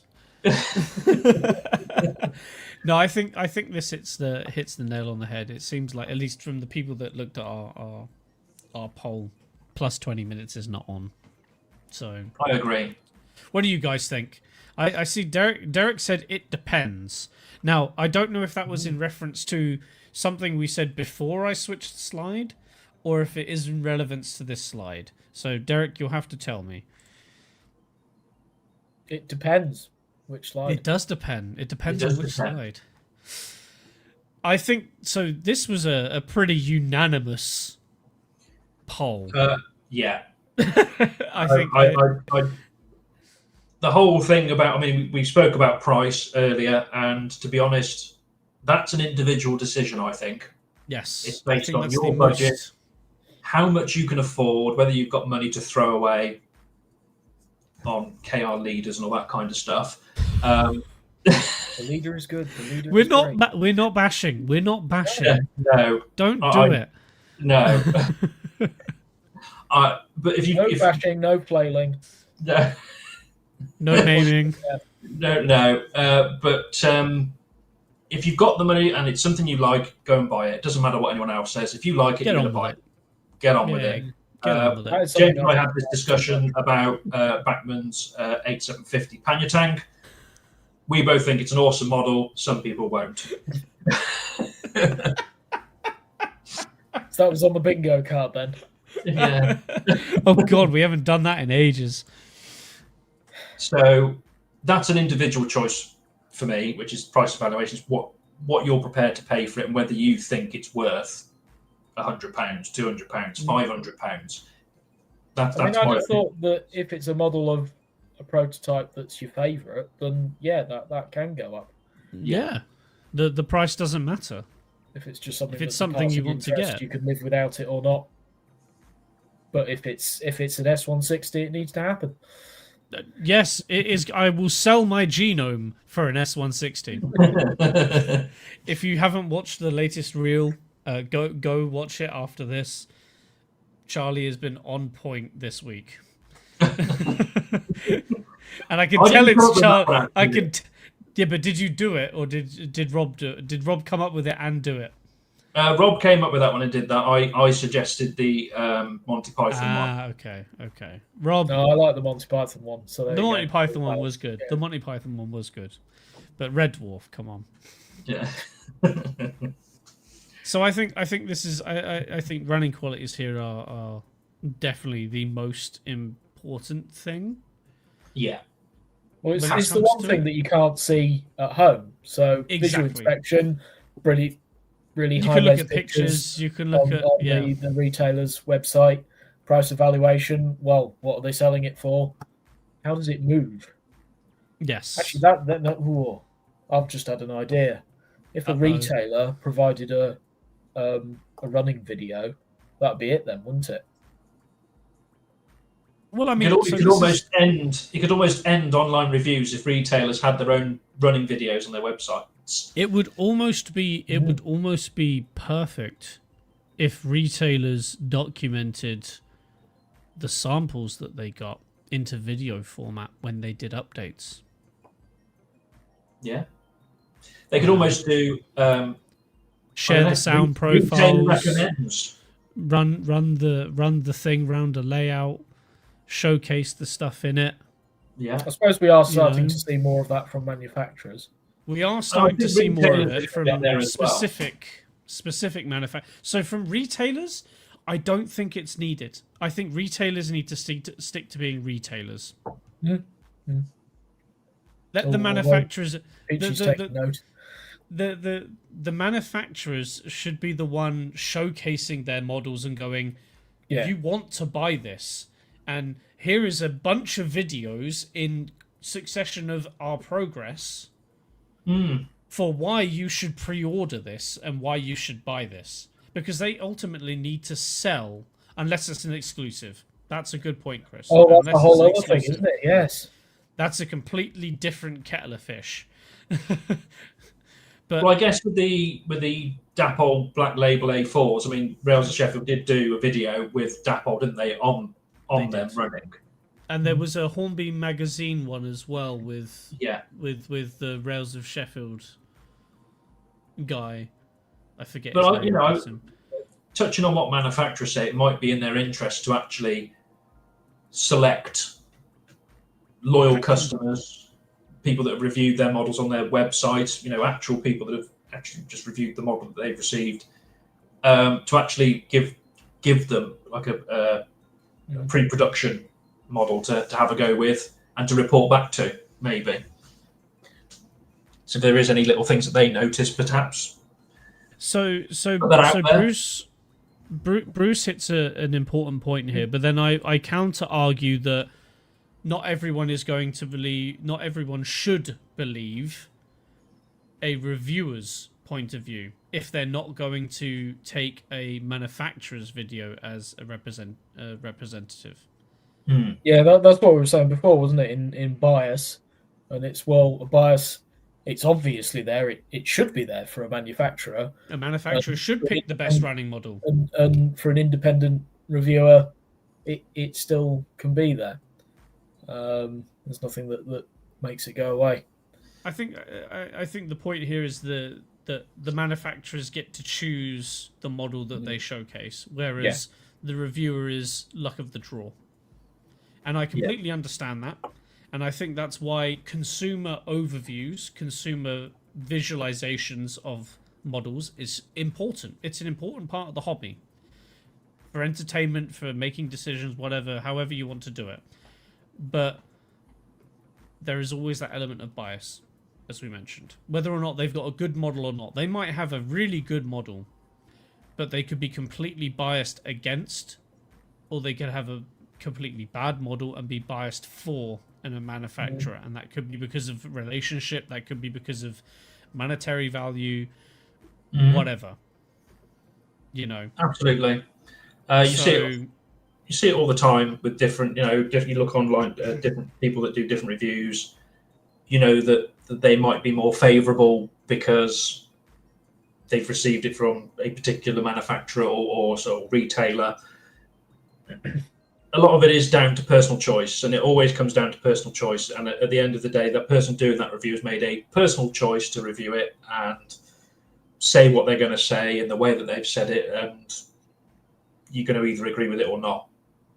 You're going to come to that your own conclusion. Sometimes you could see one review from one person, think, yeah, great. The next time they do a review, it's, oh no, I didn't agree with them on that. Oh, yeah, the reviewer. Well, that's the point, isn't it? Yeah. Independent audit. Yeah.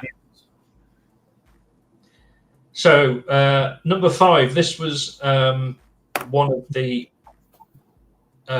suggested polls that we ran. Is watching an unboxing essential to a review? Over 2/3 said no. And I agree. I thought of a caveat though. Yeah. If the packaging. Of course you did. Devil's advocate, what can I say? If the packaging has impacted or influenced the condition of the model when it arrives, that can be something to bringing up. Yes.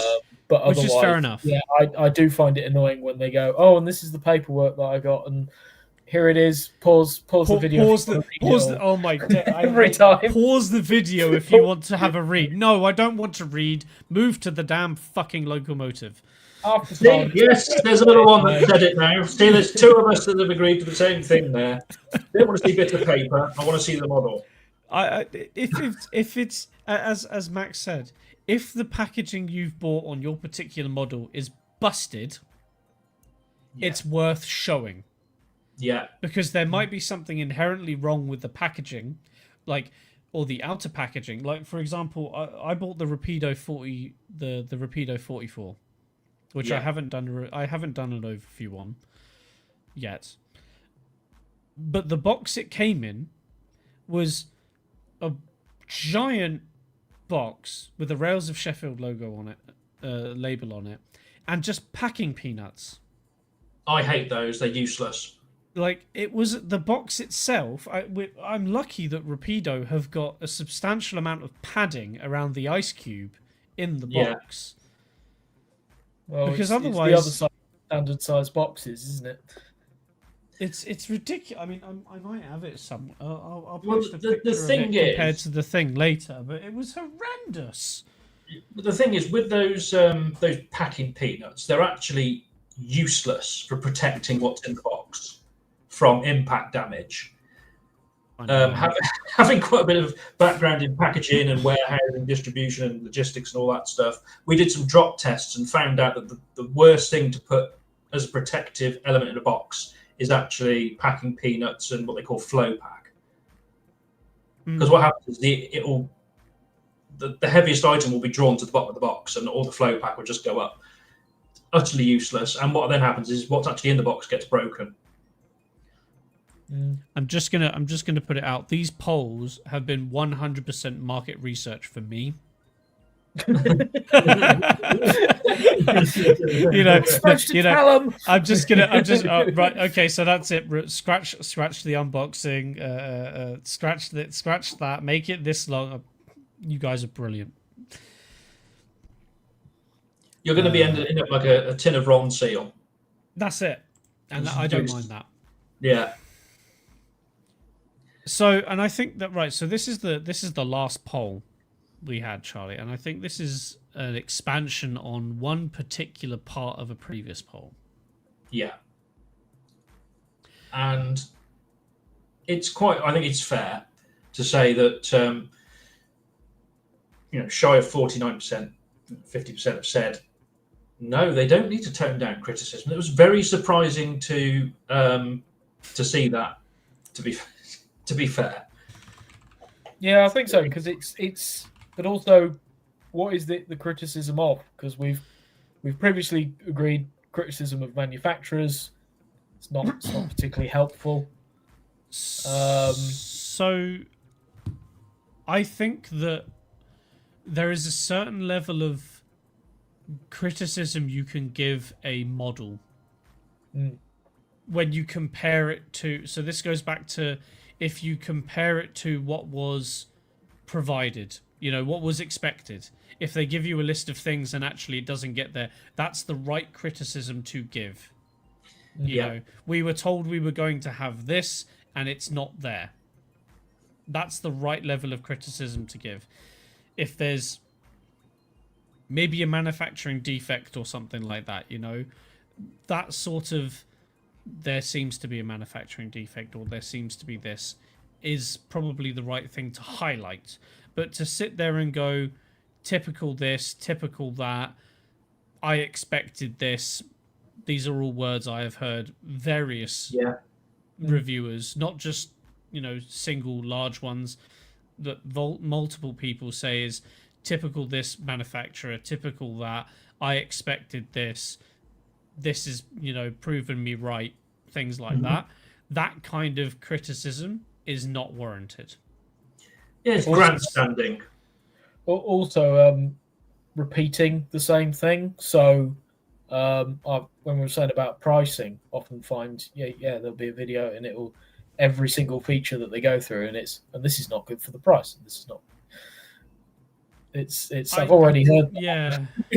You think if someone thinks it's a good or a bad value model, adding that to each feature of the model doesn't really add help to the point, does it? No, I think if the model is poor, it's that thing of going about it in the right way. Yeah. Almost like you do it. I suppose there might be other previous managers in the chat, and if you've got to sit somebody down and tell them that they're doing what would be described as a shit job, you give them a shit sandwich, which is basically you tell them what they're doing well, you put the shit bit in the middle, and then you finish it off with a good bit as well. But if you just hammer home and you just keep going on and on and on and on about how, like you were saying about price, it's not good enough for the price, not good enough for the price, people are going to start switching off, in my opinion. And it's the same as when you're trying to engage with someone. Yeah. No, I completely get that. I just want to highlight this comment from Sack while we're on this subject and while it's fresh. So criticism is needed sometimes. As a very amateur reviewer, if something could be better or is downright bad, I will say, like the Akira Scale 31 and its very bright headlight. So I agree with that kind of criticism. Yeah. That kind it's of constructive. You can do something about that. You can learn from it for next time. Which we've seen manufacturers do very recently. Bachmann with they recently decided that they were going to re-release a God, I can't remember what diesel it is now or electric 47 it is now. That thing where they've listened to customer feedback. And they've changed a few things based on customer feedback from their last run. That's what these kinds of things are designed for. So that kind of criticism is fine. But it's downright bashing for something that might not be in that direct manufacturer's control. I think that wonderfully purely and simply up. For the bias against that manufacturer is not warranted. I think that nicely sums up why criticism of pricing is not particularly Oh, helpful. there's no point in criticizing a price. That They is didn't the like how most... much it was. We'll just sell it for half that next time round. No, it doesn't But work like that. so, like, the whole thing about price is that's the most subjective part of this hobby. The most subjective part of this hobby is not what you're going to model or what you're going to buy, because you might suddenly decide that you're going to go and buy this random thing because it suits your fancy. The price is the most subjective thing about your decision. Only you can decide if that's worth your time and money, if you want it that much. So Absolutely. basing somebody going, oh yeah, but it's not worth X amount of money, you know, oh, inflation has caused it to, you know, 10 years ago when I bought this it was like this price and now it's X price. It's like, yeah, but that doesn't matter. Like if somebody wants it, they need to feel that it's, you know, they need to feel that that's what they want to do. Like, If you want it, you'll buy it. And Yes. that's pretty much it. I did that last year with the King that Hornby released. oh, bless that, yeah. And you know, I went through the whole rigmarole of my issues with it, and I got a refund and I got something else. But then, what happened 6 months later? Walked into Bristol Model Show and found the same model for £100 less. Well, I was going to say, didn't they So I was recently... well happy.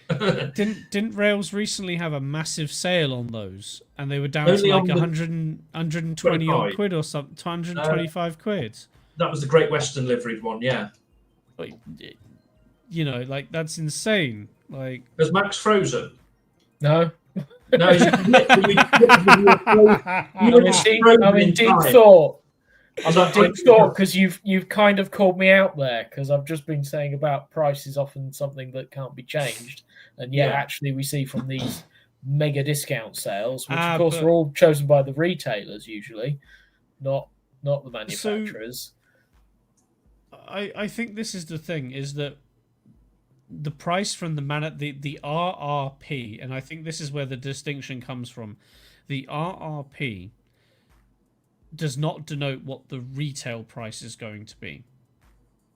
So the RRP will be based on how many units are being made, the level of detail, the level of complexity into the tooling, how long it's taken to put it in, because they've got wages to pay. You know, they have to make sure that that batch pays the company's bills. So that price will be reflected of that. The retailer will get a slight, you know, thingy off it because they'll pay non-taxed versions, you know, compared to if you're ordering it directly from trade pricing compared to you buying it directly from the manufacturer. But they still need to make a profit off it, and it's their decision down the line if they want to slash that price by 100 quid because they've got some stock left over and they need to make some room, you know. So buying a model at 120 quid on a sale and then slating it because actually its recommended retail price is 220 quid is wrong. Yeah, definitely. It's downright wrong. You review it as the RRP. If that's what you're going to do, if you're going to call out price, you talk about it as the RRP, not what you paid for it.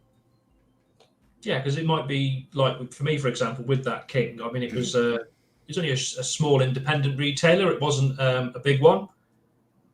And when I saw that King for that price, I went, it's cheap, I'm buying that. Literally, that was it's cheap, I'll buy it. Yeah. And I don't regret buying it. No, it's valid. So Rob brings an interesting point here. So price should only come into it if there's two manufacturers bringing out the same model. Well, we've recently had it where 3 manufacturers have brought out the same model, the Class 60.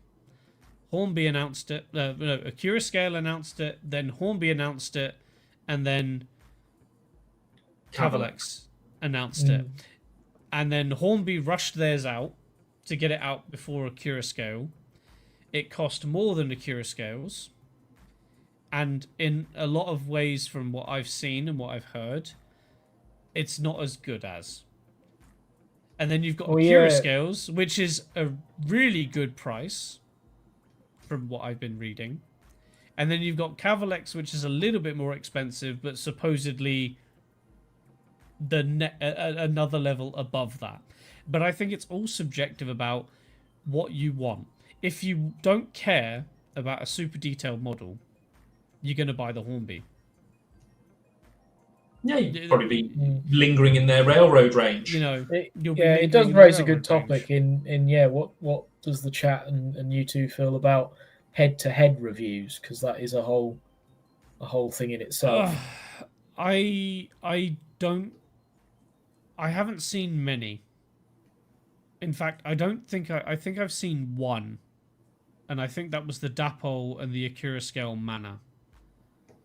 And I know that there was a certain YouTuber recently who did a Class 60 video and didn't include mention of one of the manufacturers. And I think that's an issue. I think if you're going to be including something, and you have the capacity to be able to look at something else, you should. I think the people need to know. I think the people want to see, the differences. Yeah, Rob's opened a can of worms. You should be ashamed. Well, no, I think it needed addressing. It is important. It needs addressing. Topic, yeah. It's very important to this topic, and I think. I think the manor, as Ori says, is a prime example of that. We ended up with 2 manors straight away, and there are people that sit on either bench. There are some people that swear by the Dapol, and there are some people that swear by the Acura Scale. Yeah, but I haven't seen. I haven't seen one where they've been pitted head to head. Not a year later. Raced. Not a year later, but out of the box. After they've been launched, the moment the second one has launched or whatever, put them next to each other and gone, now take your pick. Because that's the thing at the ultimate. When you're trying to decide between 2 models, it's all down to personal preference and personal bias, for one thing. But if you're going to do a review and you do want to watch reviews, if that's what you're inclined to do, it helps to see both sides of the coin. And I'd like to see more of that. I think so. Open-minded reviews. As we've been discussing, it's almost impossible to have an open-minded review because people have got a predetermined opinion of something based on their own experiences of a model. The 2 manors are a good example because I remember seeing the 2 and going, I couldn't decide which one I wanted. And then after I saw the Dapol Manor, but I know that it got the 5-pole motor and all the bells and whistles underneath, I was looking at the external detail, and I always had a bone to pick with Hornby's GWR locomotives with the plastic cap chimneys. And to see that Dapol had done an electroplated safety bonnet, which looked absolutely ooh, shiny. And then a plastic cap chimney. It was like, well, that's just spoilt it for me personally. Yeah, spoilt the look. And then I looked at the price point and thought, well, actually, I prefer the price point of the Acura Scale Manor. So I made a personal decision to go with the Acura Scale Manor. But I really like the running qualities of the Dapol Manor. In fact, I prefer. I think Bruce also here says that for certain prototypes, I will happily have models of the same class. Well, yeah, when this gets raised, I have had people say that it can be down to the specific running number. If there's a name of the class that they want, it doesn't matter who's made it. That manufacturer's buy that one. Yes. So, and I think Hornby are the latest one Hornby and Rapido are the latest one to have this. They've got the. Oh God, it's a J. The J52. The J52. They realised that they were building the same thing, and have decided, well, let's make the best of both worlds, and do separate running numbers, and make sure that we're doing separate running numbers. I believe it's more than that. There's different tooling options, and there's different tooling options. Exactly. This is the kind of thing is that if this sort of thing happens, where you've got 2 manufacturers, 3 manufacturers that suddenly do the whole Spider-Man thing, Yeah. that instead of going, well, crap, we need to get ours out quicker and sell our units now and make it look like ours is better, take a step back and go, how can we help each other? Because at the end of the day, oh no, we can't do that. Coerce the Roman treaty something. Well, no. Then how does Hornby and Rapido thing work then? I don't know. I just saw it on telly once. Yeah, I think the more manufacturers try and outcompete each other, the more we'll see them disappear. Mm. I think that's true. I think that's another topic that we want to line up for the future. Is discussing that sort of mentality and that sort of thing that is brand loyalty, brand loyalty, monopoly, things like that is something we want to discuss in the future. I'm slowly ramping down here because we're about to hit the 2-hour mark. Yes. As much as I'm loving this conversation, I think this has been a fantastic discussion, which has gone on for a lot longer than we originally thought it was going to. We thought we were going to struggle. We thought we were going to struggle with this, and I think we've done really well with this. But what final thoughts, guys? I'm sort of hijacking this here mainly because I need to get to bed. But final thoughts on online reviews. Should you listen to them or should you not? Max, go first. Probably if it's only something that you're actually considering buying. I think for watching it, as most people do for entertainment, it doesn't have the value there. But where I have gone out to, where there is a model that I want to buy, I have watched the reviews, things have been raised, and I've bought the model and found that, yeah, they were right. That was something to look out for. So it can be a useful tool, but otherwise it's not to be taken too seriously. I'd agree with that. I agree with that. Take online reviews with a pinch of salt. A heft of salt. Because everyone's got... Take the entire shaker. Like the chip shop. Yeah, because ultimately, if it's a model that you want and someone can slate it, I mean, I've had some personal slating of the Rapido 15XX, and that it's not a very good model and it's awful and it's terrible and, small children have perished because of it. It's that bad. 4mm scale, though. They're not the... No, the 4mm. Not the been putting them on the tracks. Yeah. Just throwing them in the fire. And moving. I'm there in my cape and a little stick-on moustache. But it's a model that I wanted, so I bought it before I knew about all these criticisms. So it's all like after the fact that I purchased it. But take everyone's review with a pinch of salt and listen to the one review that matters the most, and that's your own. That is a good point. I think I sit on the fence of... I mean, personally, I watch reviews for entertainment. I try not to base what I'm going to get off what other people are getting, because I've worked in the industry and I know that everybody's expectation and everybody's actual experience is going to be different. That's what Q&A is. That's what manufacturing is.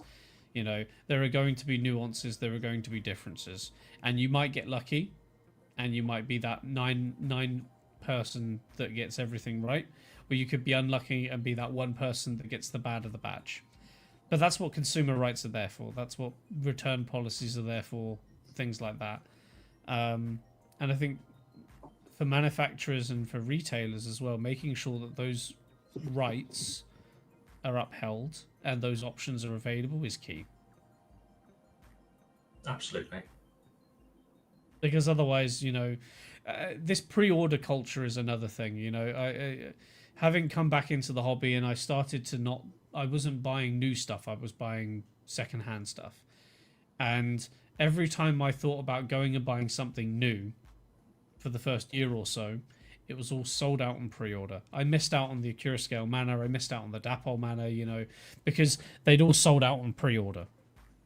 And by the time it got to me being able to maybe think about getting one, or there was one on the market, that option had no longer become available. You know, so I've drawn myself into that pre-order culture, and I'm making plans for the future based on that. And I think that's also another thing that is changing the hobby, is we've gone from a community that buys things based on actual products to buying things based on manufacturers' perceptions of it and just hoping for the best. Yeah. Years ago, it used to be, look at the catalogue, and it'd be in there for about, I don't know, 10 years before it actually got released. Yes, exactly. So, but I think everything in moderation. I think the entire thing is it's all about moderation and personal opinion. Cheers to that, indeed. He says empty. Anyway, enough of the ranting. It's been... I think this was a great topic. I think this is something that definitely needed to be discussed. It's something we've mentioned several times in our own chats. So I'm glad that we were able to share it with you guys. And I'm sorry, Charlie, I seem to have hijacked the last bit of this. That's not a problem. I did say at the start, you know, if you felt the need to... well, I saw the clock running down. I saw the clock running down and thought, crap. All's well that ends well. Write a review about it later. Yeah, I will do. The pending essay coming. So, Charlie, do you want to start rolling this out, mate? Yeah. So, I suppose you go round the board, as they say. So, if you want to find me, if you don't know where I am, where have you been? Houston Model Railway. I'm on Instagram. I'm on YouTube, but you'll most likely find me on Instagram, posting stories, doing Guess the Locomotive, giving people wonderful gold stars if they get the Guess the Locomotive right. Lemon pledge. Lemon pledge for those that get it wrong, I'm afraid. No. But that won't be happening for a little while. I'm going to be far too busy this weekend at Slack. Yes.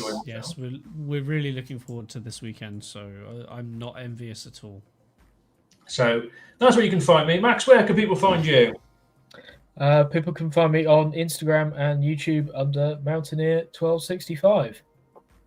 I really need to ask about the 1265 at one point. That'll be another topic. The whole loco number. A whole thing. Oh, it's just a loco number, is it? Yeah. God, and here I thought there was going to be a great backstory behind it. To differentiate from all the other Mountaineers. Yes, there's exactly. many of them. Are there? Yeah. Oh my days. Like I said, a whole other stream. Yep. And finally, James, where can people find you? You can find me on Facebook, Instagram, TikTok apparently, and YouTube at The Little Western. Although my content has been few and far between recently, but with some luck, next week we will be back to normal. Hopefully work goes well. If work doesn't go well, I might not be around much longer. We'll see how it goes. Well, that sounds like a threat. What are they going to do to you? I shouldn't have asked. We'll see. We'll see. Let's just say more beer will be needed. Next week, there's just going to be a little pannier tank with a notice that says, "Here lies James." Yes. Well, before we get to that, what are we talking about next week? Next week is Halloween. Next Friday, yes. Next Friday is Halloween. So before we wrap out, and we're going to be putting up some posts over the weekend and during the week next week, we want to know your horror stories, your model railway horror stories, things that have gone bad, things that have gone worse. We want to hear them because we want to talk about them next week and we want to make fun of you all. No, I'm kidding. We just want to know. We want to know the gruesome, the good, the bad, the ugly, as it's a Halloween thing, and it won't be just yours. Each of the hosts that are there will be mentioning something that has happened to them as well, even though we haven't decided who's going to be there yet. So we'll figure it out. That we will. So that, I think, wraps everything up. thank you all very much for joining and taking part. It's been great to do the polls in the Instagram stories. We might try and roll that out onto YouTube as well, pending resource, what have you. So thank you all very much for joining. Thank you all for taking part. It's always a pleasure to read your comments and see you all there. So we've been the Shunting Yard, and thank you very much. Good night, everybody. See you later. Take care, everybody. And we didn't talk